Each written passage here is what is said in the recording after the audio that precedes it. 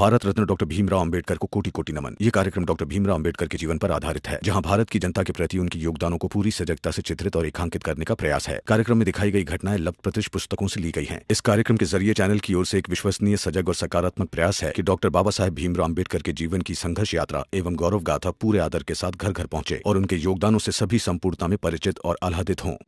ये लो, इधर दूर रहो।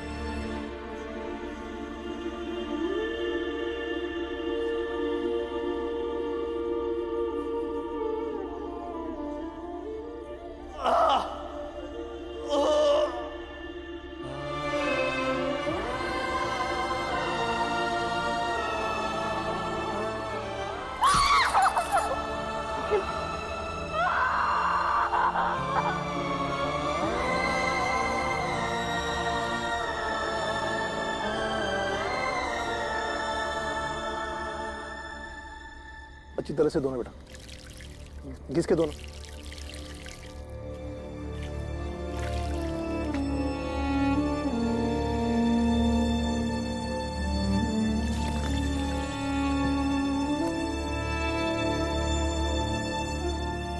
दीदी,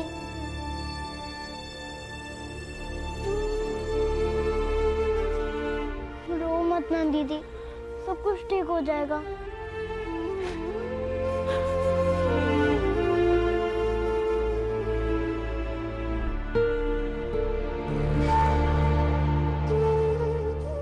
चलिए, मैं सबके लिए खाना लगाती हूँ। चलो अंदर चलो, सबको भूख लगी होगी ना।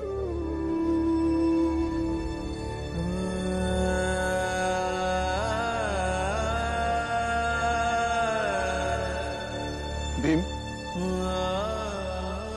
दीदी को अंदर लेके जाओ। चलो दीदी।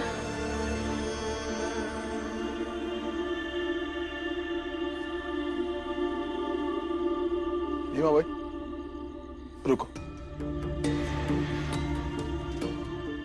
मंजुला, सबके लिए थालियां लगा दे। जी कहिए। हाँ? देखो भीमा भाई, मैं तुमसे साफ साफ कह रहा हूं, अब से तुम अस्पताल या लोगों की मदद करने के लिए नहीं जाओगी, क्योंकि मैं नहीं चाहता कि तुम्हें कुछ हो। और सच बात यह है कि भले किसी को भी हो सकता है। मुझे हो सकता है तो आपको भी हो सकता है, तो मैं क्यों नहीं जाऊंगी? आप जा सकते हो, मेरा सबसे छोटा बेटा जा सकता है, लेकिन मैं नहीं। मेरे जैसा कोई उठकर निकला होता ना, तो मेरे बेटी का पति अभी जिंदा होता।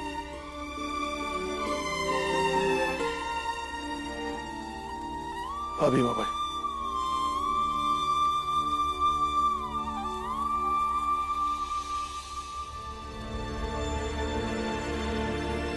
मुझे पहुंचने में बहुत देर हो गई। आप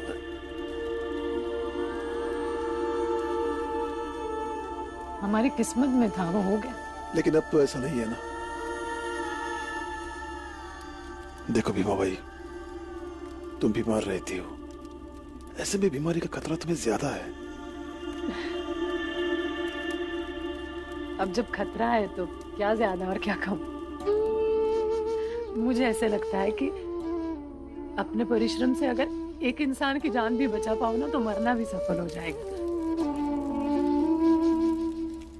मैं चाहती हूँ कि मरने से पहले कुछ ऐसे जीऊं कि मरने के बाद मेरा भीवा मुझे याद करेगा ना, तो उसे लगेगा कि मेरी आई भी बहादुर थी, संघर्ष करती थी। मेरे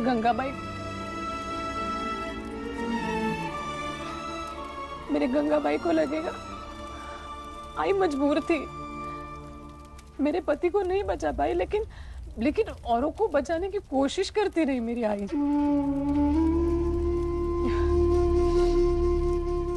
देखिए, अभी जब तक जिंदा हूँ तब तक समझाकर, प्यार से, दुलार से, कभी फटकार कर अपने बीवा को और बाकी बच्चों को हौसला दे सकती हूँ।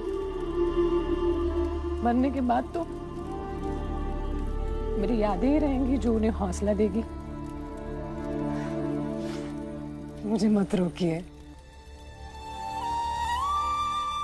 अपने बच्चों के जहन में अच्छी यादें बनाने से मत रोकिए।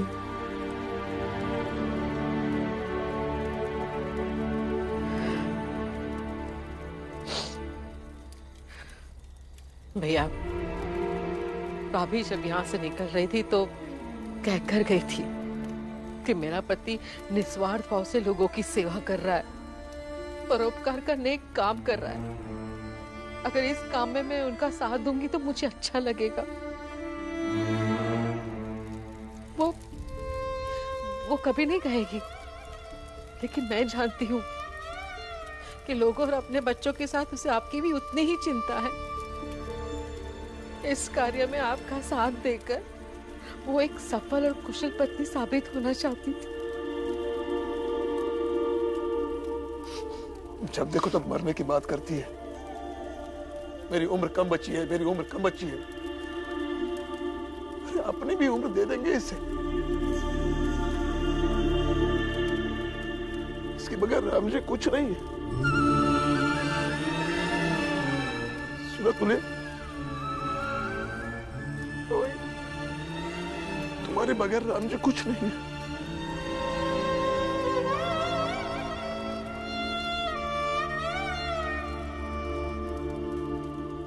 चलो, बच्चे खाने के लिए इंतजार कर रहे हैं।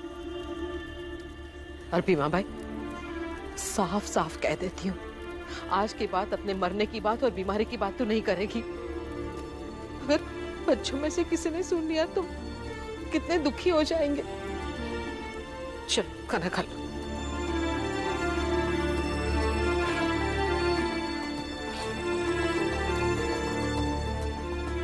भीमा भाई जी, अब से तुम मेरे पीछे नहीं बल्कि साथ साथ चलोगे, लोगों की सेवा करने के लिए।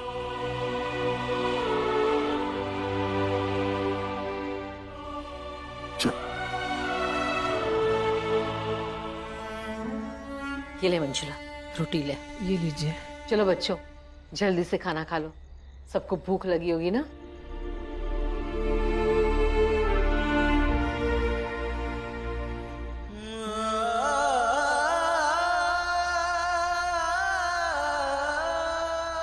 गंगा, खा ले बेटा, तबीयत खराब हो जाएगी। खा लेना। खा ले बेटा।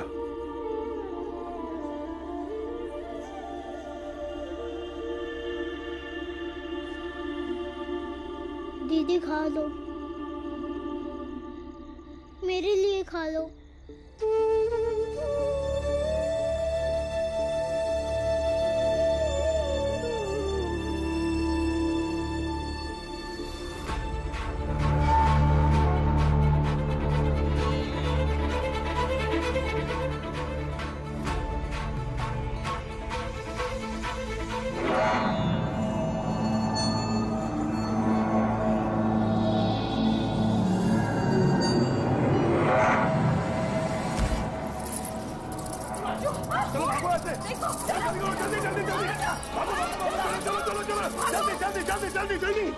जल्दी चल, यहाँ से चल, जल्दी चल, मामा जल्दी आ जा। सब लोग आ गए। जा तू। चूहा किसी को छुआ तो नहीं? मेरे पैर पर था। मेरे भी हाथ पर था। मुझे भी छूकर गया। सब लोग दूर दूर खड़े रहो। दूर हो जा। भीमा भाई, ये लो, बांट दो कंबल। ये लो बेटा। हाँ। ओढ़ लो बेटा। ये ले। ओढ़ लो बेटा। सब लोग कंबल लपेट लो।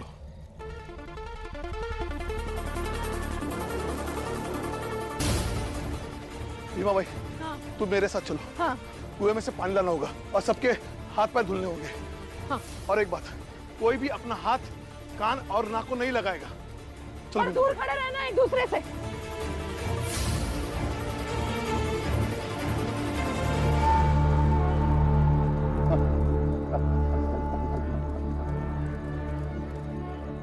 बड़े शेर बने फिरते, अब देखो चूहों से कैसे भागते फिर रहे हैं। चल मंगेश चलते हैं, सुबह पता चल ही जाएगा क्या हुआ क्या नहीं। चलिए सेठ जी। किसी को उल्टी या सर दर्द तो महसूस नहीं हो रहा है ना? नहीं नहीं। सब लोग अपने आप को संभालो, किसी को कुछ नहीं होगा। दीदी रो मत और मेरे हाथ से आँख कान और नाक को छुओ।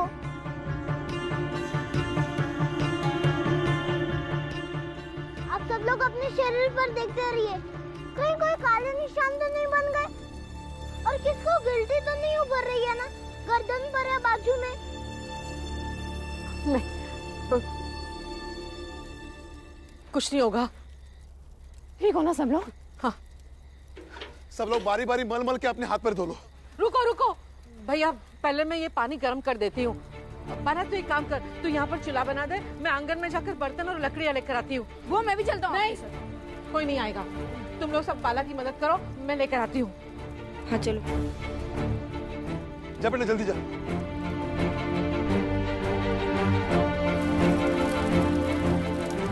मंजुला, सबसे पहले तू आजा और हाथ पैर धो ले। डरो मत बेटा, और हार मानने की पहली निशानी होती है। तुम्हारे बाबा ने तुम्हें जिंदगी में लड़ना सिखाया है, लड़ेंगे भी और जीतेंगे भी।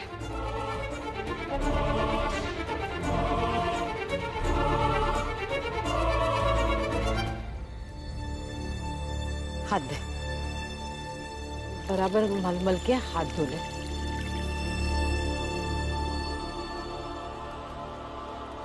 आज की रात हम सो नहीं सकते। हम सब एक गुला बनाकर बैठते हैं और एक दूसरे का ख्याल रखते हैं। जैसे ही किसी की तबीयत बिगड़े तुरंत उसे अस्पताल लेकर जाना होगा। चलो आजा। नहीं, आजा भी, बैठ जा बैठ जा।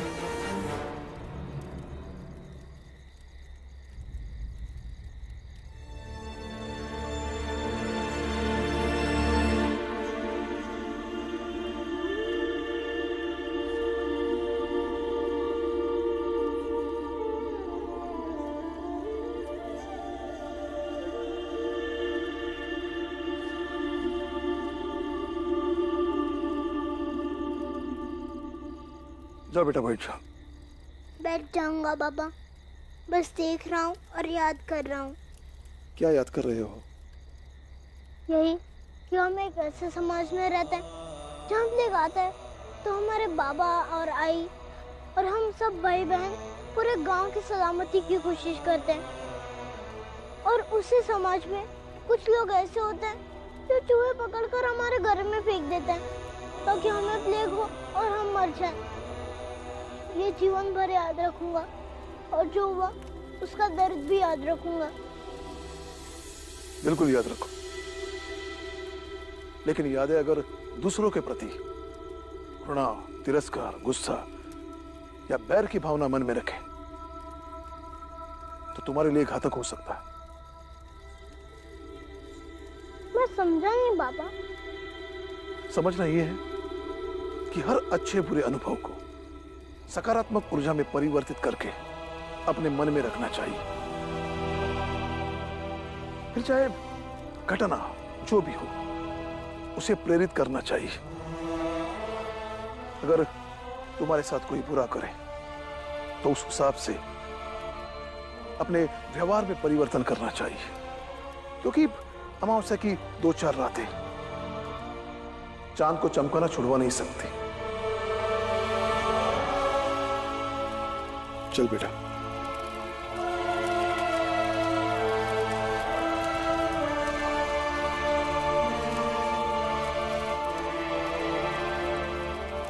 अमावस्या की 2-4 रातें चांद को चमकाना छुड़वा नहीं सकती।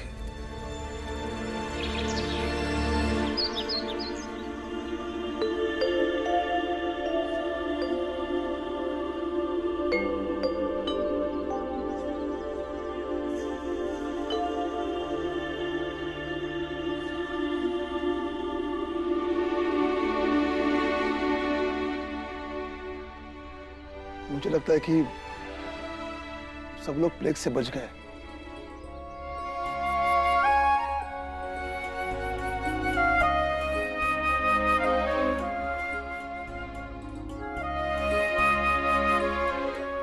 हाँ भैया, पूरी रात बीत गई लेकिन किसी में भी रोग के लक्षण दिखाई नहीं दे रहे हैं।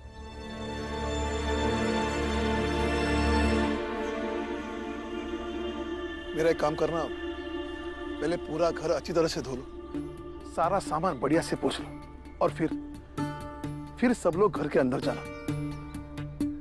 तब तक मैं, भीम और भीमा भाई लोगों की देखभाल के लिए जाते हैं। चल बेटा। बाबा, क्या मैं भी आपके साथ चल सकता हूँ? नहीं बेटा, तुम लोग घर का ख्याल रखना। इनका कोई भरोसा नहीं है, ये कोई और गलत काम कर सकते हैं। और हाँ, दरवाजा बंद रखना, लेकिन अपनी आंख और कान खुले रखना। वहां जरूरत पड़ेगी तो मैं बुलाऊंगा तुम्हें, लेकिन सब लोग सतर्क रहना। जी बाबा। चलो भीमा भाई, ख्याल रखना अपना। चलो बेटा। मंजुला, आनंद बाला, चलो हम लोग सब सफाई करते हैं। मैं पानी लेकर आती हूँ। गंगा, तू रहने दे, आराम कर तू। नहीं बुआ, आप क्या आराम करो।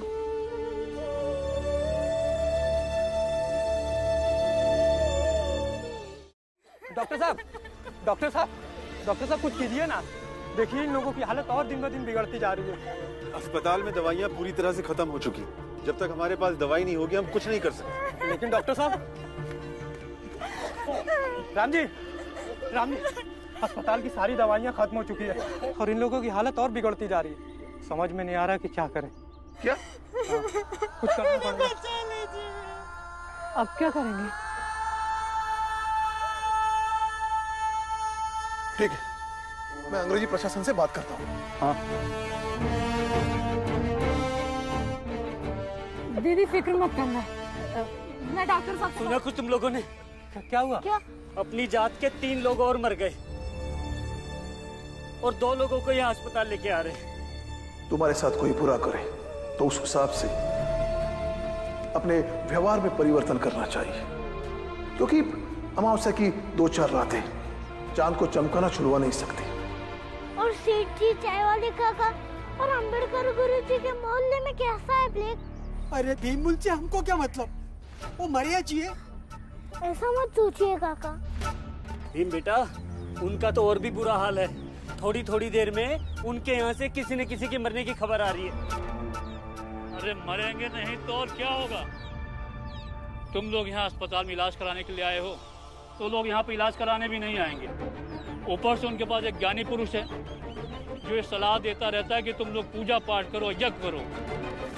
वो लोग भी अपनी जान बचाने के डर से लड्डू चढ़ाएंगे, चुनरी चढ़ाएंगे, ऐसी मन्नतें मांगकर उनको लगता है कि ऊपर वाला उनकी जान बचा लेगा। रक्षा करो मैया, तुमको चुनरी चढ़ाएंगे, तुम ही बचाओ, तेरे चरणों में आएंगे, आके बचाओ मैया, महिमा तेरी निराली, रक्षा करो मैया,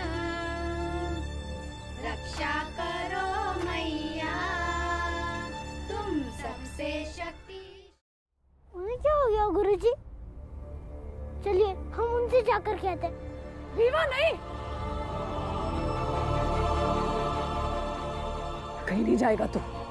देखो उन लोगों का कुछ भरोसा नहीं है, कुछ भी कर सकते हैं। ऊपर से ऐसे हालत, तो कहीं नहीं जाएगा। आई, अब चिंता मत करो।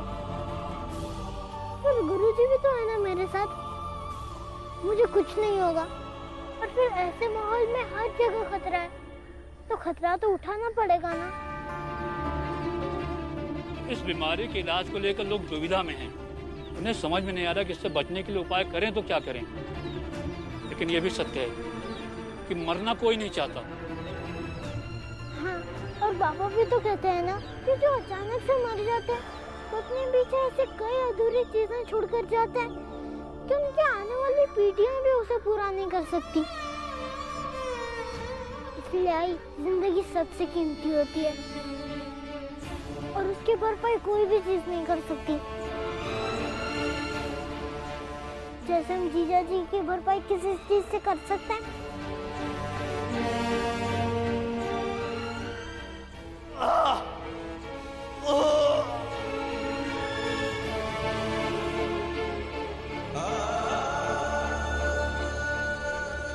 और आई यहाँ पर जीजा जी जैसे कई लोग हैं जिन्हें इलाज की जरूरत है, उन्हें अस्पताल तक लाने दीजिए ना।